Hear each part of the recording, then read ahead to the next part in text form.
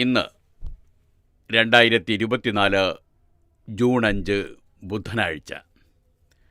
കാതിലെത്തും പത്രങ്ങൾ media one podcast ആരംഭിക്കുകയാണ്. ഇത് PT നാസർ. തെരഞ്ഞെടുപ്പ് ഫലത്തിൻ്റെ കൊയ്ത്തുപാടമാണിന്ന് പത്രങ്ങൾ. ജനങ്ങൾ എഴുതിയ വിധിയെ അതേപോലെ തന്നെ പകർത്താൻ NDAയിൽ നിന്നിട്ടും കുറയാതെ ഇന്ത്യ സഖ്യത്തെയും വർണ്ണിച്ച് പൊലിപ്പിക്കാനും പേജൊരുക്കുന്നവർ പരമാവധി ശ്രദ്ധിച്ചതായി കാണാം. ജന ജന ജന ജയഹേ എന്ന മുഴുനൂല തലക്കെട്ടോടെയാണ് മാതൃഭൂമി വരുന്നത്.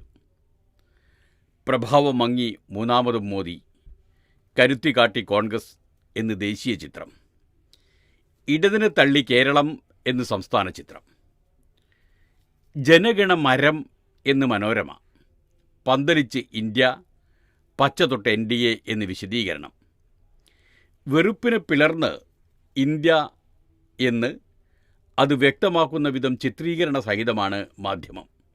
വെറുപ്പിനെ പിളർന്ന് ഇന്ത്യ, മോദിയാം പാറ പൊട്ടി രാഹുൽ മുളച്ചു വരുന്നു ആ ചിത്രത്തിൽ. അതുമാത്രമാണ് ഒന്നാം പേജ് മാധ്യമത്തിൻ്റെ. ഈ വാർത്താ ദിവസത്തിൽ തന്നെ വിട പറഞ്ഞ മാധ്യമ കുലഗുരു BRP ഭാസ്കറിൻ്റെ വിയോഗ വാർത്തയോടെ തുടങ്ങാം. മാധ്യമത്തിൽ നിന്നാണ് ആ വാർത്ത. BRP ഭാസ്കറിന് വിട. തിരുവനന്തപുരം. ശ്രദ്ധേയമായ പ്രവർത്തനത്തിലൂടെ മാധ്യമലോകത്ത് വ്യക്തിമുദ്ര പതിപ്പിക്കുകയും ധീരമായ നിലപാടുകളിലൂടെ പൊതുമണ്ഡലത്തിൽ പതിറ്റാണ്ടുകളോളം നിറഞ്ഞു നിൽക്കുകയും ചെയ്ത BRP ഭാസ്കർ 92 വയസ്സാണ്. അന്തരിച്ചു. കേരളം ഇന്ത്യൻ മാധ്യമലോകത്തിന് നൽകിയ പ്രതിഭകളിൽ ഒരാളായ ബാബു രാജേന്ദ്ര പ്രസാദ് ഭാസ്കർ എന്ന BRP ഭാസ്കറുടെ അന്ത്യം വാർദ്ധക്യ സഹജമായ അസുഖങ്ങളെ തുടർന്ന് തിരുവനന്തപുരത്തെ സ്വകാര്യ ആശുപത്രിയിലായിരുന്നു. 1932 മാർച്ച് 12 കായിക്കരയിൽ നവഭാരതം പത്രമുടമ AK ഭാസ്കറിൻ്റെയും മീനാക്ഷിയുടെയും മകനായാണ് ജനനം. 1952 ദ ഹിന്ദുവിൽ മാധ്യമപ്രവർത്തകനായി.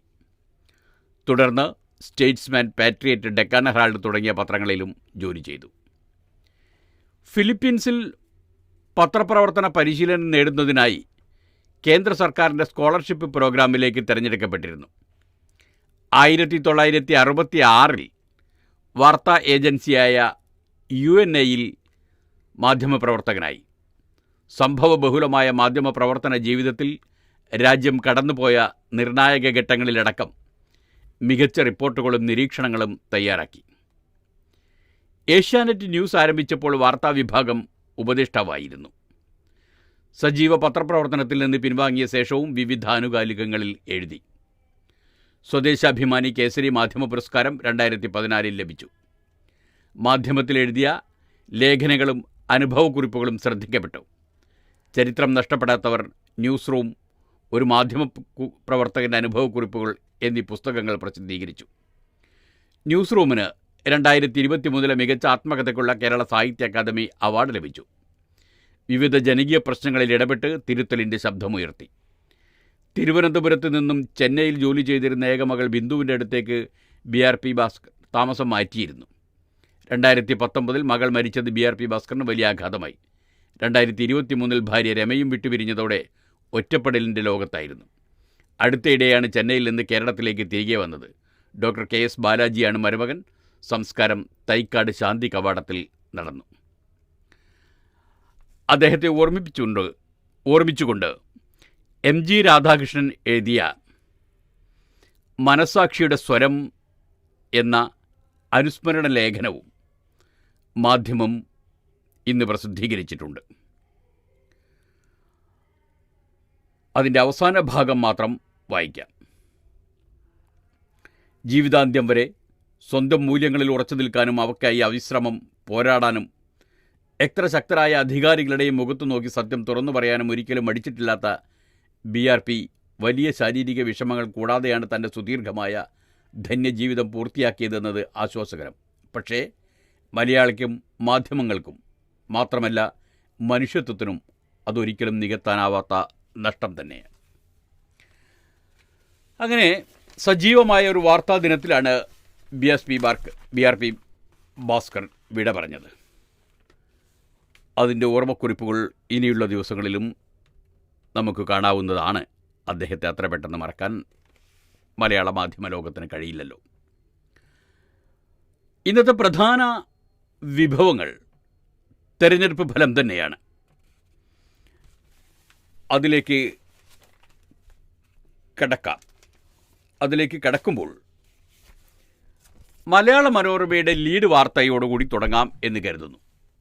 NDA സർക്കാർ സത്യപ്രതിജ്ഞയ്ക്കൊരുക്കം, ഹാട്രിക്കിൽ മോദി എന്നാണ്. സ്ഥാനമേൽക്കുക ശനിയാഴ്ച എന്ന് സൂചന. മനോരമയിലെ ലീഡ് വാർത്ത ഏതാണ്? ന്യൂഡൽഹി. ഹിന്ദി ഹൃദയഭൂമിയിൽ ആഘാതത്തിൽ ശോഭ കുറഞ്ഞെങ്കിലും 240 സീറ്റുകളുമായി BJP ഈ തിരഞ്ഞെടുപ്പിലെ ഏറ്റവും വലിയ കക്ഷിയായി.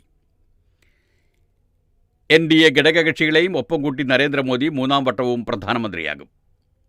ഛത്രപതി ശിവജി സ്ഥാനമേറ്റ് ഹിന്ദുരാഷ്ട്ര പ്രഖ്യാപനം നടത്തിയതിന് 350ാം വാർഷികം വരുന്ന 8ാം തീയതി സത്യപ്രതിജ്ഞ നടക്കുമെന്നാണ് സൂചന. രാഷ്ട്രപതി ഭവനിൽ സത്യപ്രതിജ്ഞയുള്ള ഒരുക്കങ്ങൾ തുടങ്ങിയിട്ടുണ്ട്. ജവഹർലാൽ നെഹ്റുവിന് ശേഷം തുടർച്ചയായി 3ാം തവണ അധികാരമേൽക്കുന്ന പ്രധാനമന്ത്രിയാകും മോദി. 2ാം മോദി സർക്കാരിൻ്റെ അവസാനത്തെ കേന്ദ്രമന്ത്രിസഭാ യോഗം ഇന്ന് രാവിലെ 11:30 ചേരുന്നുണ്ട്. അടുത്ത മന്ത്രിസഭയുടെ 100 ദിവസത്തെ പരിപാടികൾ സംബന്ധിച്ച് ആലോചനയുണ്ടാകുമെന്നാണ് സൂചന. 2019 303 സീറ്റുകളുടെ ഒറ്റയ്ക്ക് ഭരിക്കാമെന്ന നിലയിലായിരുന്നു BJP. 2014 BJPക്ക് ഒറ്റയ്ക്ക് ഭൂരിപക്ഷമുണ്ടായിരുന്നു, 282 സീറ്റ്. രാഷ്ട്രീയത്തിൽ വന്ന ശേഷം മോദിക്ക് സർക്കാർ രൂപീകരിക്കുന്നതിന് സഖ്യകക്ഷികളെ ആശ്രയിക്കേണ്ടി വരുന്നത് ഇതാദ്യമാണ്. ഇതോടെ ദേശീയ ജനാധിപത്യ സഖ്യത്തിലെ, അതായത് തെലുഗുദേശം പാർട്ടി TDP നേതാവ് ചന്ദ്രബാബു നായിഡുവിനും JDUവിൻ്റെ നിതീഷ് കുമാറിനും വലിയ പ്രാധാന്യം കൈവന്നു. പ്രധാനമന്ത്രി നരേന്ദ്രമോദി, ആഭ്യന്തരമന്ത്രി അമിത്ഷാ എന്നിവർ ഇരു നേതാക്കളുമായി ഫോൺ സംഭാഷണം നടത്തിയതിന് ഇതിന് തെളിവാണ്. ഇരുവർക്കും കൂടി 28 സീറ്റുണ്ട്. TDPക്ക് 16, JDUവിന് 12. ഈ കക്ഷികളുടെ നിലപാടാണ് സർക്കാർ രൂപീകരണത്തിന് നിർണായകമാവുക. NDA യോഗം ഇന്ന് വൈകിട്ട് ചേർന്നേക്കും. സ്മൃതി ഇറാനി, രാജീവ് ചന്ദ്രശേഖർ, അർജുൻ മുണ്ടെ, അജയ് മിശ്ര, കൈലാഷ് ചൗധരി, സുഭാഷ് സർക്കാർ, L മുരുകൻ, നിതീഷ് പ്രമാണിക്, സജീവ് ബല്യാൻ എന്നിവരടക്കം 13 കേന്ദ്രമന്ത്രിമാർ തോറ്റു. ഉത്തർപ്രദേശിലെ ലഖിംപൂർ ഖേരി കൂട്ടക്കൊലക്കേസിലെ മുഖ്യപ്രതി ആശിഷ് മിശ്ര അജയ് മിശ്രയുടെ മകനാണ്. ഒഡീഷയിൽ BJDയുടെ നവീൻ പട്നായിക് മന്ത്രിസഭയെ കടപുഴക്കി അധികാരത്തിലെത്തിയത് BJPക്ക് ആവേശമായി. അതാവേശമാണെങ്കിലും കേരളത്തിലേക്ക് കടക്കുമ്പോൾ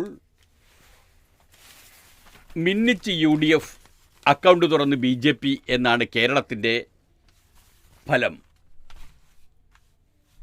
മാധ്യമത്തിൽ നിന്ന് വായിക്കാം. ആലത്തൂരിൽ മന്ത്രി K രാധാകൃഷ്ണൻ്റെ വിജയം മാത്രമാണ് ഭരണമുന്നണിക്ക് പിടിവള്ളി. തിരുവനന്തപുരം. ദേശീയ തലത്തിൽ BJPയെ വിറപ്പിച്ച ഇന്ത്യ സഖ്യത്തിന് ശക്തി പകർന്ന സംസ്ഥാനത്ത് UDF മിന്നുന്ന ജയം ആവർത്തിച്ചു. 20ൽ 18 സീറ്റിലും അവർ ജയം നേടിയപ്പോൾ ഇടതുമുന്നണിക്ക് ഇത്തവണയും ഒരു സീറ്റിൽ തൃപ്തിപ്പെടേണ്ടി വന്നു. ഇരുമുന്നണിയുടെയും കരുത്തരെ അട്ടിമറിച്ച് നടൻ സുരേഷ് ഗോപി തൃശ്ശൂരിൽ BJP അക്കൗണ്ട് തുറന്നു.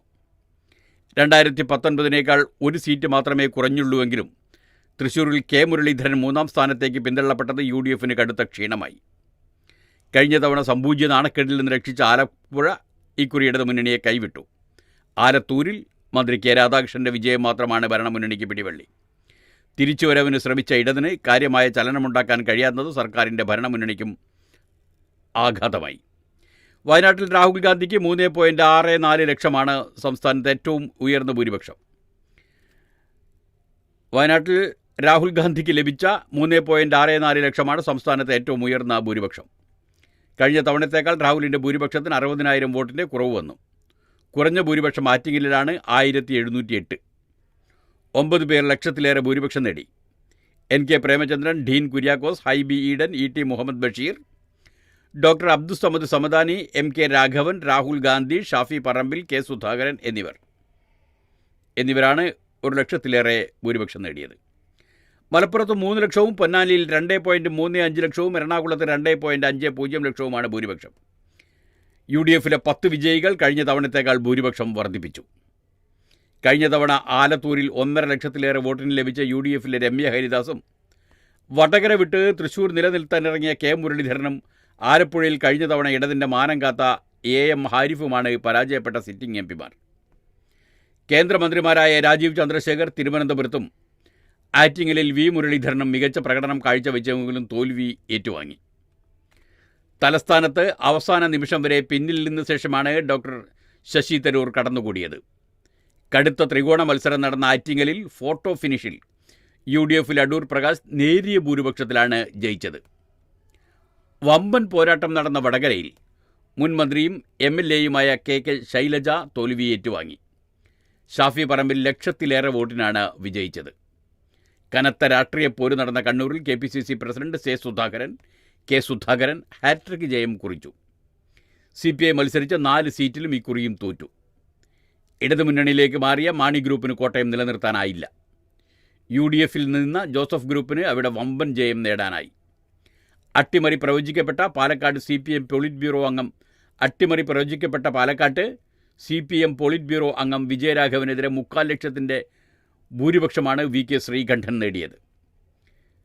വിജയിച്ച തൃശൂരിന് പുറമെ തിരുവനന്തപുരം, ആറ്റിങ്ങൽ, ആലപ്പുഴ, പാലക്കാട്, പത്തനംതിട്ട മണ്ഡലങ്ങളിലും BJP കരുത്തുകാട്ടി. തിരുവനന്തപുരത്ത് CPI ഇക്കുറിയും 3ാം സ്ഥാനത്തേക്ക് പോയി. വനിതകളാരും ജയിച്ചില്ല. അതാണ് ശ്രദ്ധിക്കേണ്ട ഒരു കാര്യം. മാധ്യമം അതങ്ങനെ തന്നെ മറ്റൊരു കുറിപ്പായി എടുത്തു കാണിക്കുന്നുണ്ട്. ഇത്തവണയില്ല പെണ്ണൊരുത്തി പോലും എന്ന്. കോഴിക്കോട് സംസ്ഥാനത്ത് നിന്ന് ഇത്തവണ ലോക്സഭയിലേക്ക് തിരഞ്ഞെടുക്കപ്പെട്ടവരിൽ ഒരൊറ്റ വനിത പോലുമില്ല. ഇതോടെ 7.5 പതിറ്റാണ്ടു നീണ്ട പൊതു തെരഞ്ഞെടുപ്പ് ചരിത്രത്തിൽ കേരളത്തിൽ നിന്ന് ലോക്സഭയിലെത്തിയ വനിതകളുടെ എണ്ണം 2 അക്കം തികച്ചില്ല. 2019 തെരഞ്ഞെടുപ്പ് വരെ കേരളത്തിൽ നിന്ന് ലോക്സഭയിലേക്ക് തിരഞ്ഞെടുക്കപ്പെട്ടത് കേവലം 9 വനിതകൾ മാത്രമായിരുന്നു. ഈ തിരഞ്ഞെടുപ്പിൽ ഒരു വനിതാ സ്ഥാനാർത്ഥിയെങ്കിലും വിജയം നേടി എങ്കിൽ അത് 2 അക്കത്തിലെത്തുമായിരുന്നുവെന്നാണ് പ്രതീക്ഷ. എന്നാൽ വനിതകൾ എവിടെയും ജയിക്കാത്തതോടെ പ്രതീക്ഷ അസ്ഥാനത്തായി. 14 ലോക്സഭാ മണ്ഡലങ്ങളിൽ നിന്നായി അപരരടക്കം 23 വനിതകളാണ് ഇത്തവണ സ്ഥാനാർത്ഥികളായത്. സംസ്ഥാനത്ത് പുരുഷന്മാരേക്കാൾ 10 ലക്ഷത്തോളം സ്ത്രീ വോട്ടർമാർ അധികമുണ്ടായിട്ടും കണ്ണൂർ, മലപ്പുറം, തൃശൂർ, കോട്ടയം, മാവേലിക്കര, പത്തനംതിട്ട എന്നിവിടങ്ങളിൽ ഒറ്റ വനിതാ സ്ഥാനാർത്ഥി പോലും ഇത്തവണ ഇല്ലായിരുന്നു. വടകര, എറണാകുളം എന്നിവിടങ്ങളിൽ LDFും ആലത്തൂരിൽ UDFും ആലപ്പുഴ, ഇടുക്കി, ആലത്തൂർ, പൊന്നാനി, കാസർഗോഡ് എന്നിവിടങ്ങളിൽ NDAയുമാണ് വനിതകളെ പരിഗണിച്ചത്. കഴിഞ്ഞ തവണ കേരളത്തിൽ നിന്നുള്ള ഏക വനിതാ MP ആലത്തൂരിൽ നിന്ന് UDF പ്രതിനിധിയായി ജയിച്ച രമ്യ ഹരിദാസാണ്. സിറ്റിംഗ് സീറ്റിൽ ഇത്തവണ അവർ പരാജയപ്പെടുകയും ചെയ്തു. 18 പൊതുതെരഞ്ഞെടുപ്പുകളിലും ഉപതെരഞ്ഞെടുപ്പുകളിലുമായി ആകെ 300ഓളം പേർ ജയിച്ച് സഭയിലെത്തിയപ്പോഴാണ് വനിതകൾ വിരലിലെണ്ണാവുന്നവരിൽ ഒതുങ്ങിയത് എന്നതാണ് വിചിത്രം. ഇതുവരെ ജയിച്ചവരിൽ സുശീല ഗോപാലൻ 3 തവണയും സാവിത്രി ലക്ഷ്മണനും AK പ്രേമജവും 2 തവണ വീതവും സഭയിലെത്തിയെന്ന പ്രത്യേകത കൂടിയുണ്ട്. കേരളത്തിൽ നിന്നുള്ള ആദ്യ വനിത എന്ന് വിശേഷിപ്പിക്കുന്ന ആനി മസ്ക്രീൻ കേരളപ്പിറവിക്ക് മുമ്പുള്ള 1951-52 തെരഞ്ഞെടുപ്പിൽ തിരുവിതാംകൂറിൽ നിന്ന് സ്വതന്ത്ര സ്ഥാനാർത്ഥിയായാണ് തെരഞ്ഞെടുക്കപ്പെട്ടത്.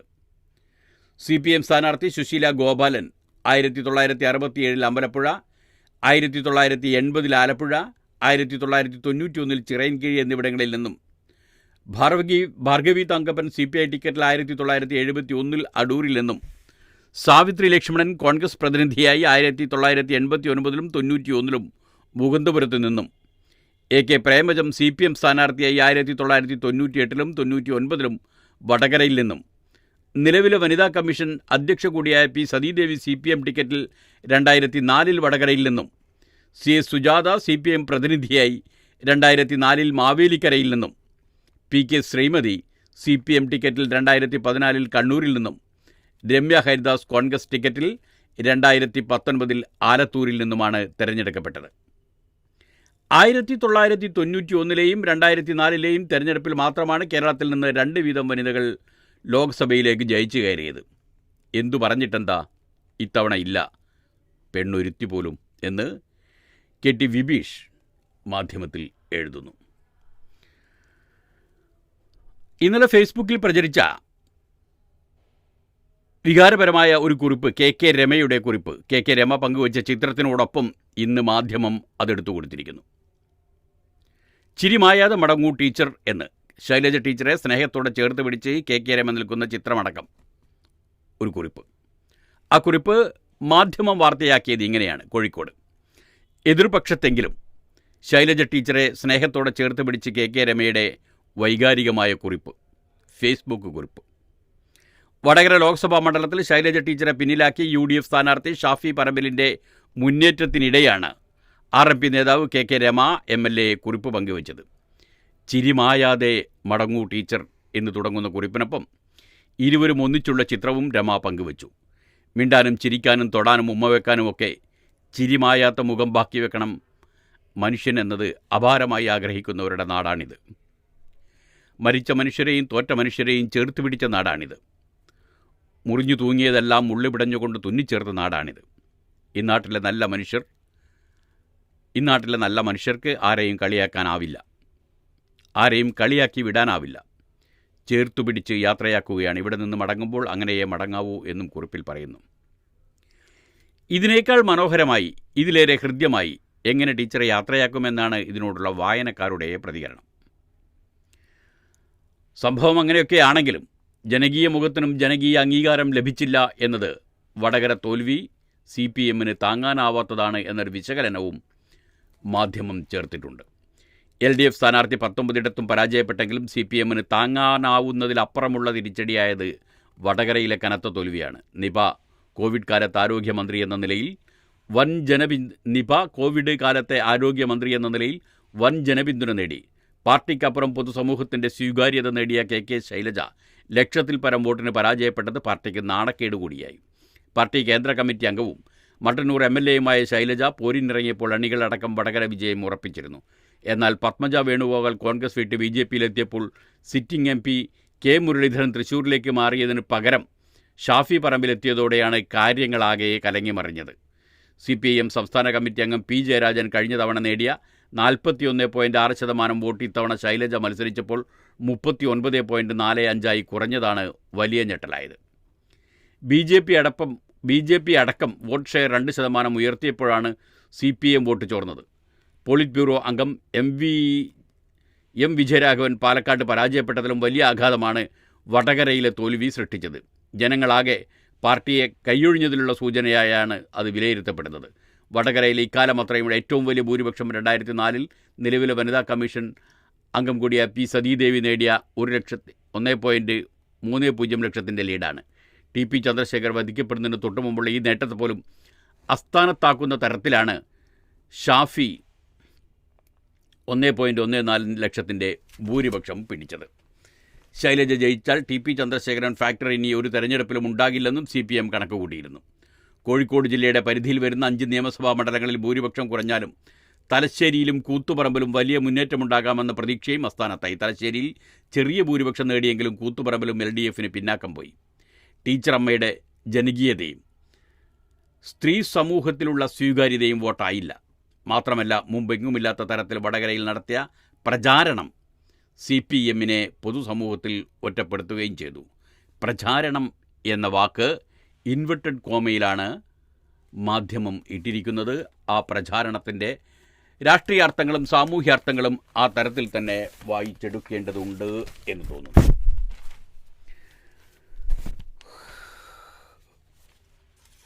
ഇന്നത്തെ വിജയത്തിൽ നോക്കേണ്ടതും എടുത്തു പറയേണ്ടതും എന്തൊക്കെയാണെന്ന് 2 പേജുകളിലായി മലയാള മനോരമ നിരത്തിയിരിക്കുന്നു.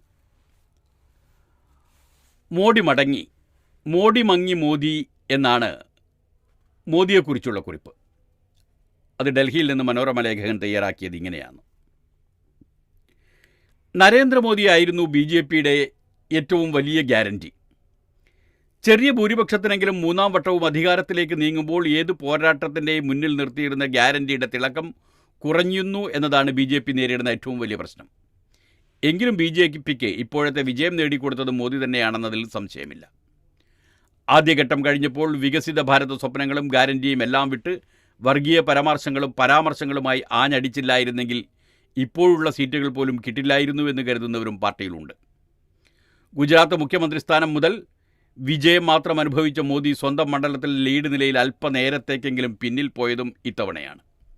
തുടർച്ചയായ 3-ാം വട്ടവും ഭരണമെന്ന നേട്ടത്തിലൂടെ ജവഹർലാൽ നെഹ്റുവിൻ്റെ റെക്കോർഡ് ഭേദിക്കാനൊരുങ്ങുന്ന നരേന്ദ്രമോദിക്ക് ഇന്ത്യ സഖ്യത്തിൻ്റെ അപ്രതീക്ഷിത പ്രകടനം ചെറിയ ആഘാതമല്ല. രാഹുൽ ഗാന്ധിക്ക് വയനാട്ടിൽ കിട്ടിയ ഭൂരിപക്ഷം മോദിക്ക് കിട്ടാതെ പോയതും അദ്ദേഹത്തിൻ്റെ വ്യക്തിപ്രഭാവത്തിന് മങ്ങലേൽപ്പിക്കുന്നു. BJP ഉയർത്തിക്കൊണ്ടുവന്ന ലോക നേതാവ് എന്ന മോദിയുടെ പ്രതിച്ഛായ ഇത്തവണ ഉപയോഗപ്പെടുത്തിയില്ലെന്നതും ശ്രദ്ധേയം.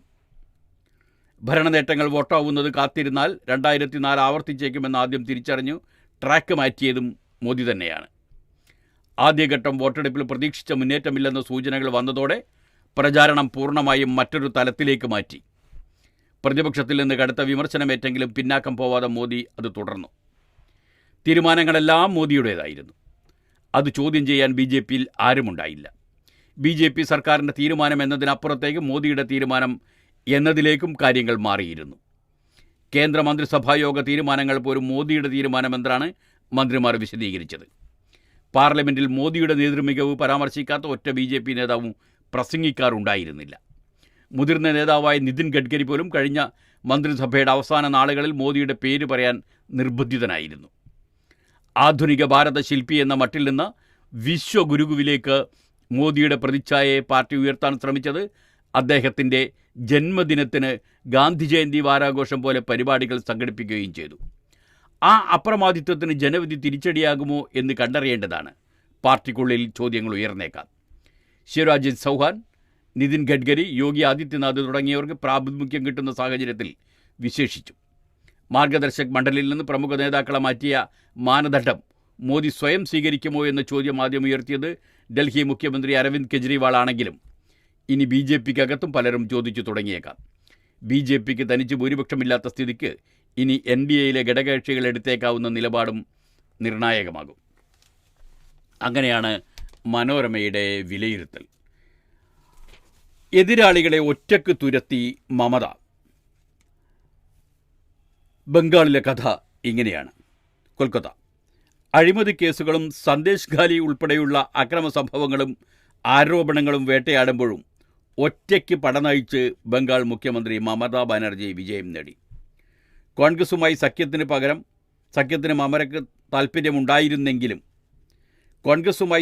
മമതയ്ക്ക് താൽപ്പര്യമുണ്ടായിരുന്നെങ്കിലും കോൺഗ്രസ് സംസ്ഥാന ഘടകത്തിൻ്റെ താൽപ്പര്യം CPMനൊപ്പം പോകാനായിരുന്നു. അതിൻ്റെ പ്രതികരണം കടുത്തതായിരുന്നു. 5 തവണ തുടർച്ചയായി ജയിച്ച PCC അധ്യക്ഷൻ അധീർ രഞ്ജൻ ഇത്തവണ തൃണമൂലിനോട് തോറ്റു. പ്രതിപക്ഷ ഐക്യത്തിന് ഇന്ത്യ എന്ന് പേരിട്ട മമത മാൾഡ, മുർഷിദാബാദ് ജില്ലകളിൽ കോൺഗ്രസ് CPM സഖ്യത്തെ തകർക്കാൻ ക്യാമ്പ് ചെയ്ത് പ്രചാരണം നടത്തി. ബംഗാളിൽ ന്യൂനപക്ഷങ്ങൾ ഇത്തവണയും മമതയ്ക്കൊപ്പം നിന്നു.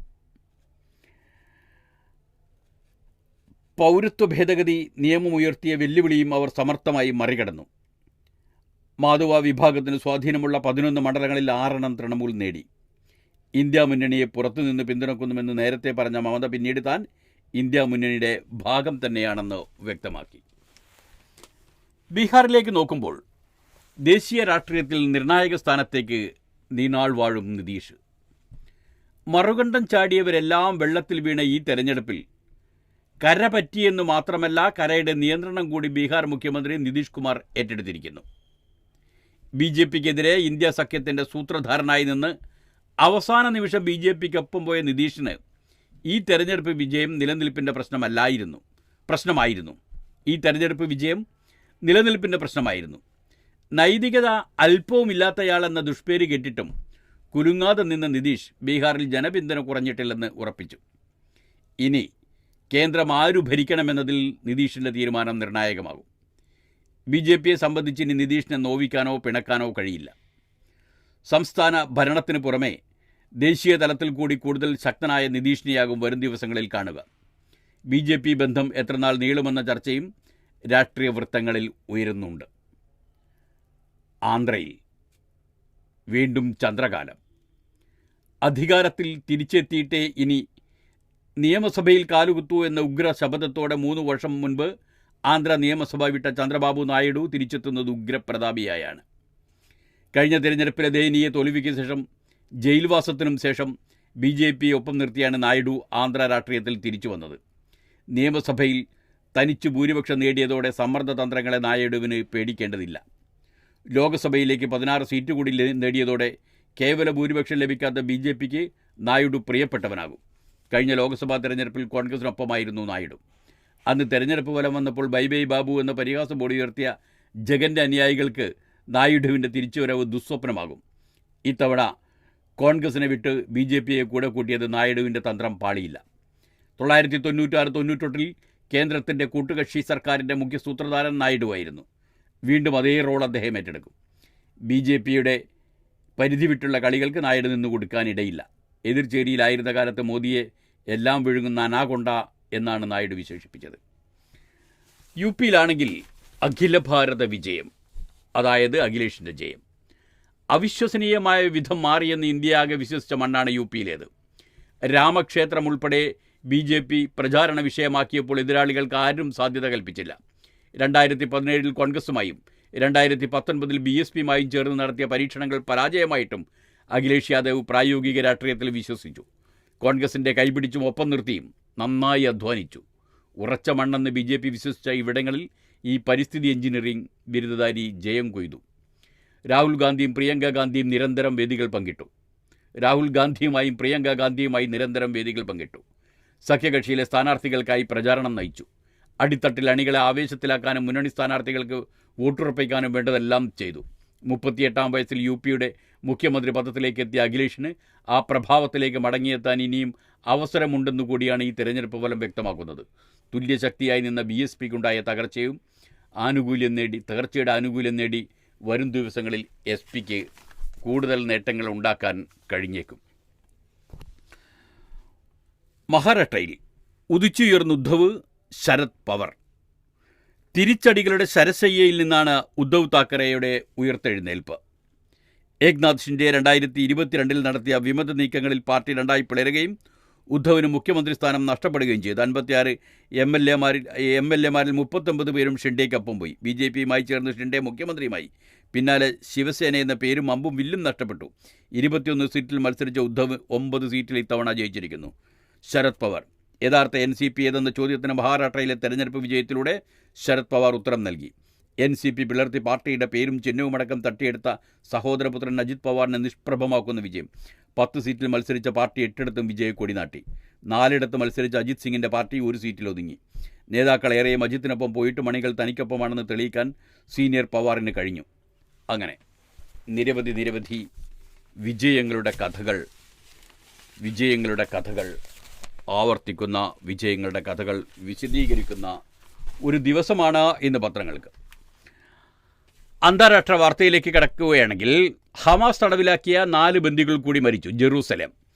ഒക്ടോബർ മാസത്തിലെ ആക്രമണത്തിൽ ഹമാസ് തടവിലാക്കിയ ബന്ദികളിൽ 4 പേർ കൂടി മരിച്ചതായി ഇസ്രായേൽ സൈന്യം സ്ഥിരീകരിച്ചു. ഇവരിൽ വയോധികരായ 3 പേർ നേരത്തെ ഹമാസ് പുറത്തുവിട്ട വീഡിയോയിൽ മോചനാഭ്യർത്ഥന നടത്തിയവരാണ്. ബന്ദികളുടെ മോചനത്തിനായി ഇസ്രായേൽ പ്രതിഷേധ പരിപാടികൾ തുടരുന്നതിനിടെയാണ് 4 പേരുടെ മരണം റിപ്പോർട്ട് ചെയ്തത്.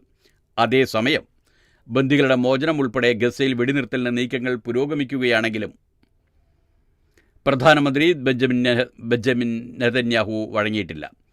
നിലവിൽ ഗസയിൽ ഇപ്പോഴും 80ഓളം ബന്ദികളുണ്ടെന്നാണ് കരുതുന്നത്. നവംബറിൽ ഒരാഴ്ച നീണ്ടുനിന്ന ബന്ദികളെ കൈമാറൽ 100ഓളം പേരെ ഹമാസ് മോചിപ്പിച്ചിരുന്നു. ഒക്ടോബറിലെ ഹമാസ് ആക്രമണത്തിൽ കാണാതായ ഇസ്രായേലി യുവാവ് മരിച്ചതായി കഴിഞ്ഞ ദിവസം സ്ഥിരീകരിച്ചിരുന്നു. 8 മാസമായി ഇയാളെക്കുറിച്ചൊരു വിവരവും ലഭിച്ചിരുന്നില്ല. ആശുപത്രി മോർച്ചറിയിൽ സൂക്ഷിച്ച മൃതദേഹാവശിഷ്ടങ്ങൾ പരിശോധിച്ചപ്പോഴാണ് ഇയാളെ തിരിച്ചറിഞ്ഞത്. ഇയാളെ ഹമാസ് ബന്ദിയാക്കിയെന്നായിരുന്നു പ്രചരണം. ബന്ദികളിൽ 3-1 മരിച്ചു. എന്നിട്ടും വെടിനിർത്താത്ത നെതന്യാഹു. ടെലവീവ്. ഹമാസ് ബന്ദികളാക്കിയ 300-ലേറെ പേരും കനത്ത വ്യോമാക്രമണങ്ങളും മറ്റുമായി കൊല്ലപ്പെട്ടിട്ടും ഗസയിലെ വെടിനിർത്തലിനില്ലെന്ന കടുത്ത നിലപാടിൽ ഇസ്രായേൽ പ്രധാനമന്ത്രി ബെന്യാമിൻ നെതന്യാഹു. ഈ മാധ്യമപത്രത്തിൻ്റെ എഡിറ്റിങ്ങിൽ ഇങ്ങനെയൊരു പ്രശ്നമുണ്ട്. ഒരു വരിയിൽ ബെഞ്ചമിൻ നെതന്യാഹു എന്നാണെങ്കിൽ മറ്റൊരു വരിയിൽ ബെന്യാമിൻ നെതന്യാഹു എന്ന് കിടക്കുന്നു. ആ പത്രത്തിൻ്റെ എഡിറ്റിംഗ് സ്കില്ല് അതിന് നഷ്ടപ്പെട്ടു തുടങ്ങി എന്ന് കാണാം. രാജ്യത്തിനകത്തും പുറത്തും കനത്ത സമ്മർദ്ദമുയർന്നിട്ടും ഹമാസിനെ ഉന്മൂലനം ചെയ്യുകയാണെന്ന ലക്ഷ്യം ശാശ്വതമായി വെടിനിർത്തലിനില്ലെന്നുമാണ് നെതന്യാഹു കഴിഞ്ഞ ദിവസം പ്രഖ്യാപിച്ചത്. അതുപോട്ടെ. തുർക്കിയിൽ വിമാനം തകർന്ന് 2 പേർ മരിച്ചു. അങ്കാറ. തുർക്കിയിൽ സൈനിക വിമാനം തകർന്ന് 2 പേർ മരിച്ചു. പരിശീലന പറക്കലിനിടയിലായിരുന്നു അപകടം. ജർമ്മനിയിൽ പ്രളയം, മരണം 5. ബെർലിൻ. ജർമ്മനിയിൽ വെള്ളപ്പൊക്കത്തിൽ മുങ്ങിയ കാറിൽ നിന്ന് സ്ത്രീയുടെ മൃതദേഹം കണ്ടെത്തി. ഇതോടെ തെക്കൻ ജർമ്മനിയിലെ വെള്ളപ്പൊക്കത്തിൽ മരിച്ചവരുടെ എണ്ണം 5 ആയി. ടിയൻമൻ സ്ക്വയർ കൂട്ടക്കൊല അനുസ്മരിച്ച കലാകാരൻ കസ്റ്റഡിയിൽ. ഹോങ്കോങ്. ടിയൻമൻ സ്ക്വയറിൽ കൂട്ടക്കൊലയുടെ തീയതി അനുസ്മരിച്ച് 8964 എന്ന് കൈകൾ കൊണ്ട് വായുവിൽ എഴുതിയ കലാകാരനെ ഹോങ്കോങ് പോലീസ് കസ്റ്റഡിയിലെടുത്തു. 8964 എന്ന് കൈകൾ കൊണ്ട് വായുവിൽ എഴുതിയ കലാകാരനെ ഹോങ്കോങ് പോലീസ് കസ്റ്റഡിയിലെടുത്തു. ചൊവ്വാഴ്ച ടിയാൻമൻ സ്ക്വയർ കൂട്ടക്കൊലയുടെ 35-ാം വാർഷികത്തിന് മണിക്കൂറുകൾക്ക് മുമ്പാണ് സംഭവം. സാൻമു ചെൻ എന്ന കലാകാരനെയാണ് കസ്റ്റഡിയിലെടുത്തത്. കോസ്വേ സബ് സ്റ്റേഷന് പുറത്ത് ചെൻ 8964 എന്ന് കൈകൾ കൊണ്ട് വായുവിൽ എഴുതുകയും മരിച്ചവരോട് വിലപിക്കുന്നത് ചൈനീസ് പാരമ്പര്യത്തെ സൂചിപ്പിച്ച് വീഞ്ഞ് നിലത്തൊഴിക്കുകയും അദ്ദേഹം ചെയ്തിരുന്നു. ഉടൻ സ്ഥലത്തെത്തിയ പോലീസ് അദ്ദേഹത്തെ കസ്റ്റഡിയിലെടുത്തു. സിറിയയിൽ ഇസ്രായേൽ ആക്രമണം. ഇറാൻ സൈനിക ജനറൽ കൊല്ലപ്പെട്ടു. വീണ്ടും ഡമസ്കസ്. ഇറാനിൽ ഇസ്രായേൽ നടത്തിയ ആക്രമണത്തിൽ കൊല്ലപ്പെട്ട മുതിർന്ന ഇറാൻ സൈനിക ഉദ്യോഗസ്ഥർ. തിങ്കളാഴ്ച പുലർച്ചെയാണ് സിറിയയിലെ അലപ്പോയിൽ ഇസ്രായേൽ യുദ്ധവിമാനങ്ങൾ തീതുപ്പിയത്. ഇറാൻ സൈനിക ഉപദേഷ്ടാവ് സയീദ് അബിയാൻ അടക്കം 8 പേർ കൊല്ലപ്പെട്ടിട്ടുണ്ട്. ഈ വാർത്തയിലുമുണ്ട് മാധ്യമത്തിൽ ആ കണ്ട പ്രശ്നം. ഇറാനിൽ ഇസ്രായേൽ നടത്തിയ ആക്രമണത്തിൽ കൊല്ലപ്പെട്ടവരിൽ മുതിർന്ന ഇറാൻ സൈനിക ഉദ്യോഗസ്ഥനും എന്നാണ് വാർത്ത തുടങ്ങുന്നത്. എന്നാൽ ഹെഡിങ്ങിലുള്ളത് സിറിയയിൽ ഇസ്രായേൽ ആക്രമണമെന്നാണ്. ഡമസ്കസിൽ നിന്നാണ് റിപ്പോർട്ട്. ഡമസ്കസ് സിറിയയുടെ തലസ്ഥാനവുമാണ്. പോട്ടെ. ചാങ്യി 6 മടക്കയാത്ര തുടങ്ങി. ബെയ്ജിംഗ്. ചൈനയുടെ ചാങ്യി 6 പേടകം ചന്ദ്രനിലെ മണ്ണും പാറകളും ശേഖരിച്ച് ഭൂമിയിലേക്ക് മടക്കയാത്ര ആരംഭിച്ചു. പേടകം പ്രാദേശിക സമയം 7:38 യാത്ര ആരംഭിച്ചതായും ചന്ദ്രൻ്റെ ഭ്രമണ പഥത്തിൽ പ്രവേശിച്ചതായും ചൈന നാഷണൽ സ്പേസ് അഡ്മിനിസ്ട്രേഷൻ അറിയിച്ചു. ചന്ദ്രനിൽ ചൈനയുടെ പതാക സ്ഥാപിച്ചാണ് മടക്കം. ഇതോടെ ചന്ദ്രൻ്റെ വിദൂര വശത്ത് നിന്ന് സാമ്പിളുകൾ ശേഖരിക്കുന്ന ആദ്യ രാജ്യമാകാൻ ഒരുങ്ങുകയാണ് ചൈന. ഇതോടുകൂടി ഇന്നത്തെ വാർത്തകളും അവലോകനങ്ങളും ഇവിടെ അവസാനിക്കുകയാണ്. നാളത്തെ വാർത്തകളുമായി നാളെ കാണാം. നന്ദി.